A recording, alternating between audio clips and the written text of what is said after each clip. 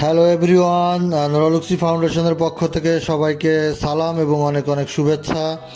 আজকের আমাদের programme RRF school, police training সেন্টারের ভিতরে একটা স্কুল আছে, সেকেন্ডারি স্কুল, সেখানে আমাদের প্রোগ্রাম। তো পূর্ব নির্ধারিত ডেট অনুযায়ী আমরা সকাল 10টার দিকে আমাদের যাত্রা শুরু করেছি।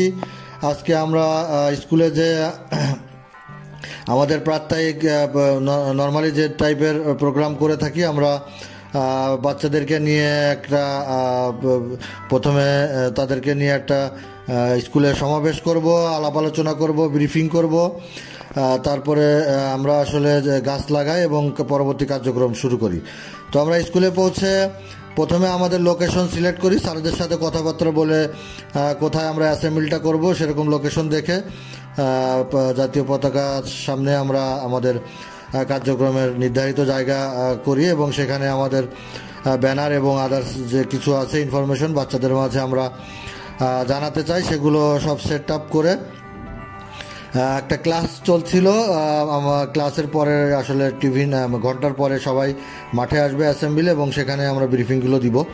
তো আমরা মোটামুটি আমাদের কার্যক্রম সেরে সাথেই ক্লাসের ঘন্টা দিয়েছিল। তারপরে বাচ্চারা সব চলে আসলো আমাদের সাথে। সবাই আমরা স্কুল মাঠে খুবই একটা মানে টোটাল স্কুলের স্টুডেন্টদের নিয়ে কাজ করার একটা আলাদা মজাই থাকে, কারণ সবার সম্পৃক্ততা এবং সবাইকে যে বিষয়গুলো আমরা জানাতে পারছি এটাও আমাদের জন্য অনেকটা আসলে খুবই স্যাটিসফ্যাকশনের ব্যাপার। কারণ হচ্ছে যে অল্প সংখ্যক স্টুডেন্টদের জানিয়ে তো লাভ হয় না, আমরা সবসময় টার্গেট করি তাই যে টোটাল স্টুডেন্টকেই আমরা আমাদের এই ব্রিফিংয়ের আন্ডারে নিয়ে আসবো এবং তাদেরকে দিয়েই কাজ করাবো। তাহলে হবে কি, আসলে কাজটা করলে তখন দায়িত্ববোধ তৈরি হয় যে আসলে আমাদের সমাজে আমাদের আশপাশে কত ধরনের নোংরা ময়লা পড়ে আছে, এগুলো একটা মানসিক একটা অবস্থা তৈরি হয় কাজ করলে। তো যাই হোক, বাচ্চারা সব চলে এসেছে, আমরা আস্তে ধীরে তাদেরকে সংগঠিত করেছি। সবাই মিলে আমরা লাইন আপ করেছি, যত ধরনের কার্যক্রম আমরা করব সেগুলো নিয়ে তাদেরকে আমরা অবগত করেছি। তো যাই হোক, এভাবে চলতে থাকবে আমাদের কার্যক্রম। আর নুরালুক্সি ফাউন্ডেশন দারিদ্রদের জীবনমান উন্নয়নেরও কাজ করে থাকে।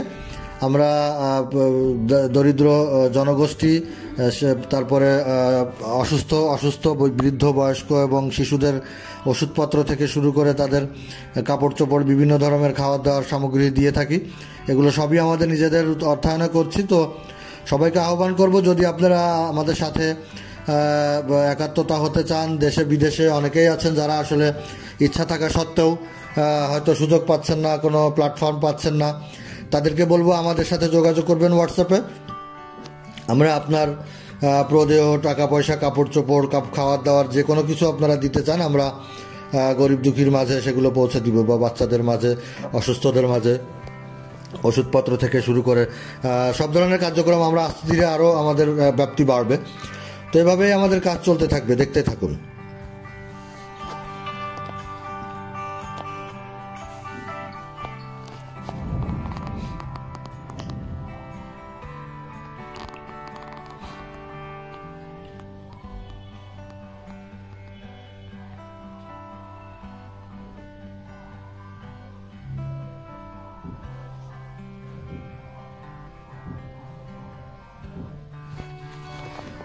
আরআরএফ আসলে প্রসিদ্ধ একটা স্কুল এবং খুলনার ফুলবাড়ি গেট থেকে খুবই কাছাকাছি।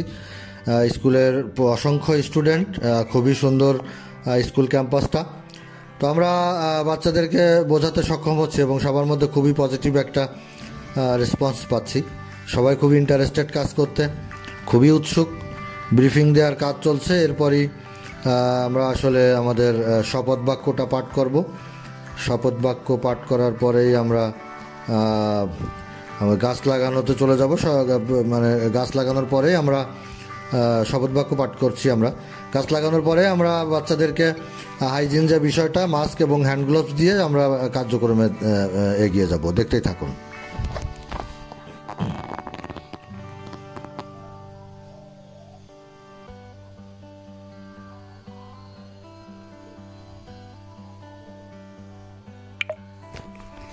স্কুলের যা শিক্ষক যারা ছিলেন, হেড স্যার সহ অন্যান্য আরও যারা শিক্ষক ছিলেন, সবাইকে নিয়ে আমরা আমাদের যে গাছ লাগানোর কার্যক্রমটা, আমরা নর্মালি স্কুলে বকুল ফুল গাছ দিয়ে থাকি। এটাতে ফুল, অক্সিজেন, তারপরে আপনার ছায়া সব কিছুই হয়। বকুল ফুলটা আমরা প্রিফার করি। তো গাছটা লাগানো হলো, আমরা সবাই মিলে গাছটা লাগিয়েছি। সবাই খুবই আনন্দিত ছিল। একটা গাছ তো একটা প্রাণ, তাই না? তো এটা খুবই একটা আনন্দের ব্যাপার যে আমরা আরও একটা গাছ লাগাতে পেরেছি এই ধরনের বুকে।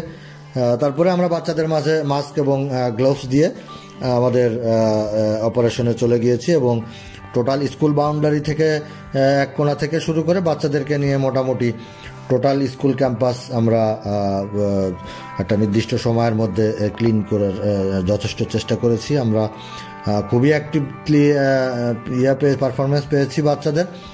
আমাদের বাচ্চারা যে আসলে ভবিষ্যৎ, এবং তাদেরকে সঠিকভাবে নির্দেশনা দিলে যে আসলে আমাদের পৃথিবীটাকে সুন্দর করে গড়ে তোলা সম্ভব, আজকেও সেটার প্রমাণ পেয়েছি আমরা। কারণ আসলে তার অ্যাডভাইসের অভাব আছে, তারা তো জানেই না যে কি করতে হবে। তো তাদেরকে জানানোটাই আমাদের উদ্দেশ্য ছিল, তাদের ভিতরে সচেতনতা তৈরি করা। এবং যেহেতু তারা পৃথিবীর ভবিষ্যৎ, তারা সচেতন হলেই আমরা সামনের দিনগুলো আরও সুন্দরভাবে বেঁচে থাকতে পারবো, চলতে থাকবে আমাদের কার্যক্রম।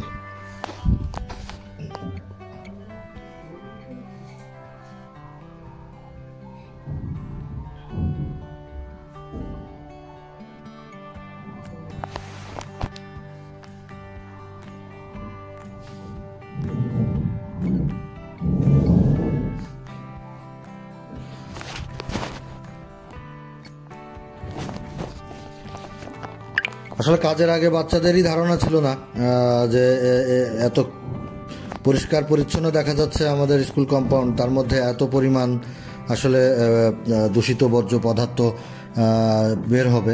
কিন্তু বাচ্চারা গোছানোর পরে দেখা গেল যে অ্যারাউন্ড মিনিমাম 25-30 কেজি প্লাস্টিক বা প্লাস্টিক জাতীয় দ্রব্য বের হয়ে গিয়েছে। কিন্তু খুবই ক্লিন একটা পরিবেশ ছিল স্কুলের বাউন্ডারিতে।